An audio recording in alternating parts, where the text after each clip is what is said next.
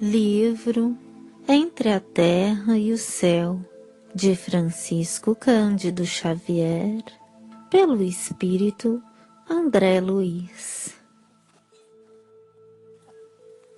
Capítulo 22. Irmã Clara.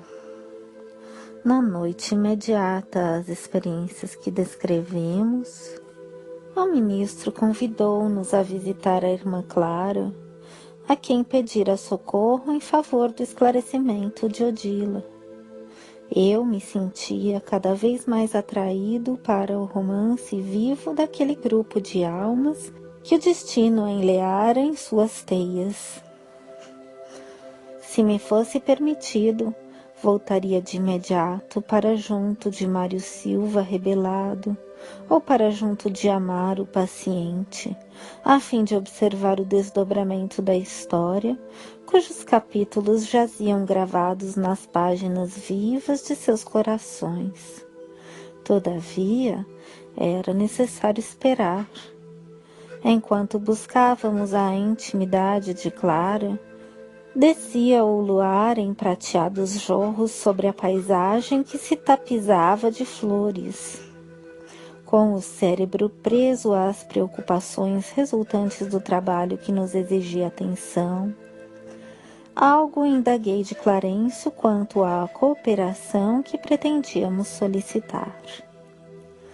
Por que motivo rogaria ele o concurso de outrem, quando se dirigia com tanto êxito à mente de Esteves e Armando reencarnados?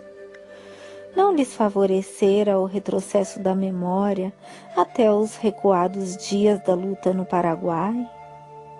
Por que não conseguiria doutrinar também a desditosa irmã enferma? O ministro ouviu-me tolerante e redarguiu. Iludes-te, nem sempre doutrinar será transformar. Efetivamente, guardo alguma força magnética suficientemente desenvolvida, capaz de operar sobre a mente dos nossos companheiros em recuperação. No entanto, ainda não disponho de sentimento sublimado, suscetível de garantir a renovação da alma. Sem dúvida, dentro de minhas limitações, estou habilitado a falar à inteligência, mas não me sinto à altura de redimir corações. Para esse fim, para decifrar os complicados labirintos do sofrimento moral, é imprescindível haver atingido mais elevados degraus na humana compreensão.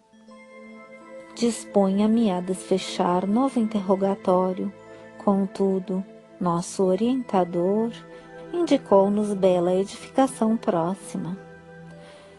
Cercada de arvoredo, que servia de enfeite a espaçosos canteiros de flores, a residência de Clara figurou-se-nos pequeno colégio ou gracioso internato para moças.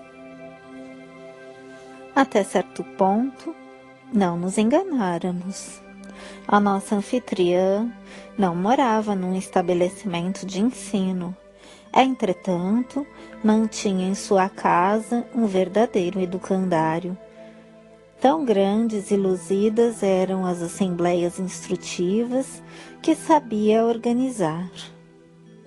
Recebeu-nos em extenso salão, onde era atenciosamente ouvida por 4 dezenas de alunos de variadas condições, que se instalavam à vontade em grupos diversos, sem qualquer ideia de escola, assinalando o ambiente em sua feição exterior. De olhos rasgados e lúcidos, a lhe marcarem magnificantemente o semblante com traços aristocráticos do rosto emoldurados pela basta cabeleira, Clara parecia uma jovem Madonna, detida entre os melhores dons da mocidade e da madureza. Estendeu-nos as mãos pequenas e finas, respondendo-nos às saudações com alegria sincera. Nosso orientador rogou escusas pela nossa interferência no trabalho. Não se incomodem, acentuou a interlocutora, encantadoramente natural. Achamo-nos num curso rápido acerca da importância da voz a serviço da palavra. Podem partilhá-lo conosco. Nossa aula é uma simples conversação. Fitando-nos bondosamente, o ministro rematou.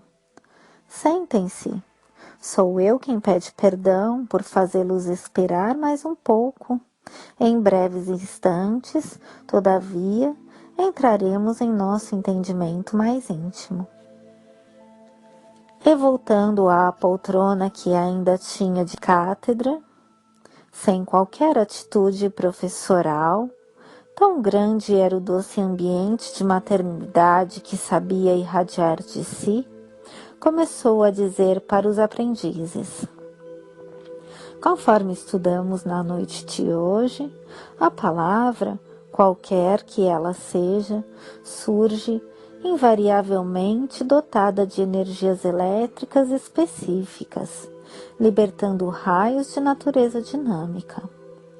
A mente, como não ignoramos, é o incessante gerador de força, através dos fios positivos e negativos do sentimento e do pensamento, produzindo o verbo, que é sempre uma descarga eletromagnética, regulada pela voz. Por isso mesmo, em todos os nossos campos de atividade, a voz nos tonaliza a exteriorização, reclamando apuro de vida interior, de vez que a palavra, depois do impulso mental, vive na base da criação. É por ela que os homens se aproximam e se ajustam para o serviço que lhes competem e, pela voz, o trabalho pode ser favorecido ou retardado no espaço e no tempo. Dentro da pausa ligeira que se fizer espontânea, simpática senhora interrogou. Mas, para que tenhamos a solução do problema, é indispensável jamais nos encolerizarmos? Sim, elucidou a instrutora calma. Indiscutivelmente, a cólera não aproveita a ninguém. Não passa de perigoso curto-circuito de nossas forças mentais. Por defeito na instalação de nosso mundo emotivo, arremessando raios destruidores ao redor de nossos passos. Sorrindo bem-humorada, acrescentou. Em tais ocasiões, se não encontramos, junto de nós, alguém com o material isolante da oração ou da paciência, o súbito desequilíbrio de nossas energias estabelece os mais altos prejuízos à nossa vida, porque os pensamentos desvairados, em se interiorizando, provoca a temporária cegueira de nossa mente, arrojando-a em sensações de remoto pretérito, nas quais, como que descemos, quase sem perceber, a infelizes experiências de animalidade inferior. A cólera, segundo reconhecemos, não pode e nem deve comparecer em nossas observações relativas à voz. A criatura enfurecida é um dínamo em descontrole, cujo contato pode gerar as mais estranhas perturbações. Um moço com evidente interesse nas lições argumentou.